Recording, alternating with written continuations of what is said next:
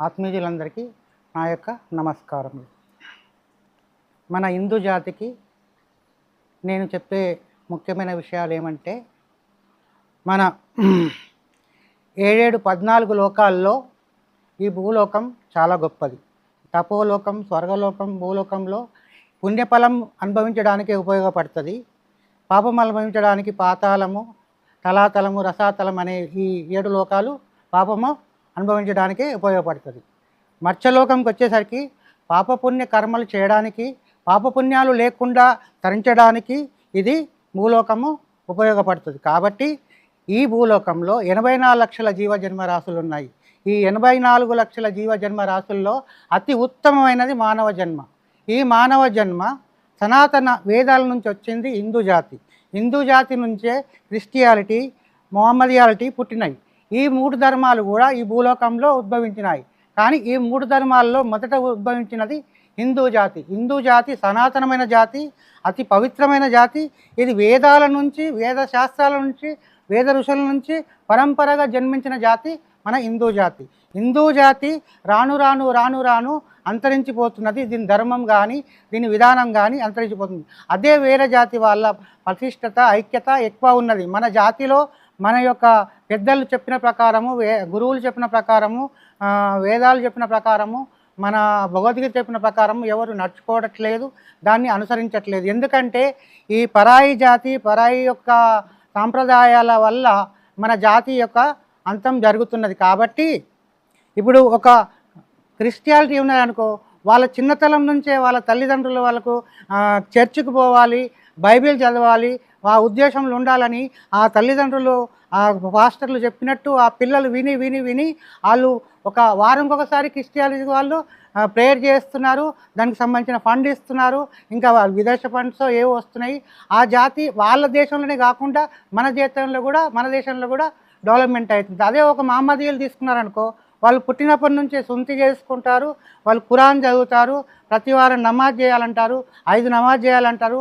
ఐక్యతతోని వాళ్ళ యొక్క మహమ్మద్ ప్రవక్తలు, వాళ్ళ యొక్క ముస్లిం సోదరులు వాళ్ళు ఆ పిల్లలను పెంచే సాంప్రదాయంలో ప్రతి ఒక్కరు తాజ్ పెట్టుకుంటాడు.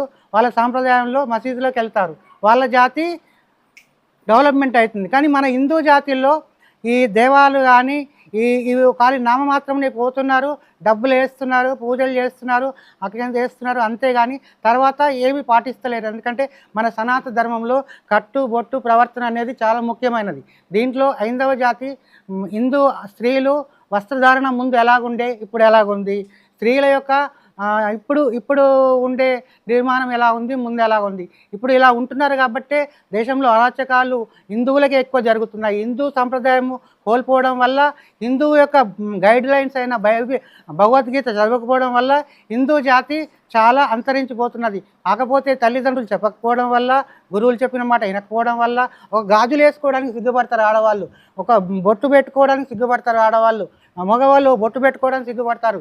ఏదో 10 మంది పోయి దూరంగా దండం పెట్టుకొని పోయి వచ్చినామా అంటే అదే భక్తి అనుకుంటారు. కాదు, మన వేదాల్లో చెప్పినట్టు, మన శాస్త్రంలో చెప్పినట్టు భగవంతుని ఎట్లా కొలవాలి, ఎట్లా నడవాలి, ఎట్లా నడుచుకోవాలి, ఆచరణ విధానము చెప్పేవాళ్ళు లేరు, చెప్పినా వినేవాళ్ళు లేరు. అది ఎక్కడి నుంచి రావాలంటే సమూలంగా తన తల్లిదండ్రులు పాటిస్తూ పిల్లలకు నేర్పితే ఇప్పటి నుంచి ఇంకా పూర్వంలో హిందూ జాతి పెరుగుతుంది, హిందూ సంప్రదాయం పెరుగుతుందని నా భావన. ఎందుకంటే తల్లిదండ్రులే సరిగ్గా టైం లేక బిజీ అయిపోయి, ఇంకా హిందూ అనేవాడు హిందూ ధర్మాన్ని పాటించకుండా ముస్లిం చెప్పిరని ముస్లిం సంస్థలకు పోవడము, వాళ్ళ పూజలు చేయడము, క్రిస్టియన్స్లకు పోవడం, అలా పరాయి ధర్మం పోవడం ఒకటి.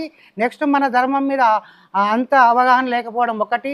ఈ గురువులలో కూడా నిజమైన గురువులు లేక వేషభావాలు, డంబాచారాలు ఉండడంలో కొన్ని మోసాలు చేయడం వల్ల జనాల్లో విచ్ఛిన్నం చెంది మన ధర్మం మీద కొంచెము అపకీర్తి కూడా వచ్చిన మాట వాస్తవమే. కానీ హిందూ అనేవాడు చాలా జాగ్రత్తగా వాస్తవాన్ని కనిపెట్టి, వాస్తవంలో ఉండి ఏది నిజము, ఏది జ్ఞానము, ఏది సత్యము, ఏది అబద్ధం అని తెలుసుకొని వేదానుసారంగా ఎవరు నడుస్తున్నారు, ఎవరు నిజమైన గురువు, ఆ గురువు యొక్క మార్గాలను వెంబట వెళ్ళి పరిశీలన చేసి తాను ఉద్ధరించుకొని తన పిల్లలను కూడా ఉద్ధరించుకోవాలి. తాను నడవాలి, గురువు చెప్పిన ప్రకారం నడుచుకొని ఇప్పుడు తను చెప్పినట్టు మళ్ళీ తన పిల్లలకు కూడా బోధ చేయాలి. స్వాధ్యాయం ఉంది, భగవద్గీత ఉన్నది, ఎన్నో ఉన్నాయి, ఈ పారాయణాలు ఉన్నాయి. అని ఇప్పుడు రామ్దేవ్ బాబా కూడా చేస్తుంది, ఎంతో వేదం చేస్తున్నాడు. అలా చేస్తున్నట్టు ప్రతి ఊర్లో ప్రతి ఇంట్లో ఇప్పుడు మన నరేష్ అనే పిల్లవాడు చేసినట్టు ప్రతి కార్యక్రమాలు చేస్తూ హిందూ జాతిని, హిందూ సోదరుల్ని, హిందూ యువతను ఐక్యం చేసి ముందుకు తీసుకెళ్తేనే మన జాతి ధర్మం నిలబడుతుంది. మన హిందూ జాతి మన ప్రపంచంలో మన జాతి ముందుకు వస్తుంది. లేకపోతే ఇది మైనార్టీ జాతి కింద, సెక్యులరిజం కింద అయిపోతుంది, మన సనాతన జాతి అంతరించిపోతుంది. కాబట్టి అందరూ ముందుకొచ్చి హిందూ ధర్మాన్ని కాపాడాలి. ధర్మో రక్షతి రక్షత అని పెద్దలు అన్నారు. ధర్మాన్ని కాపాడి జై హిందూ, జై భారత్.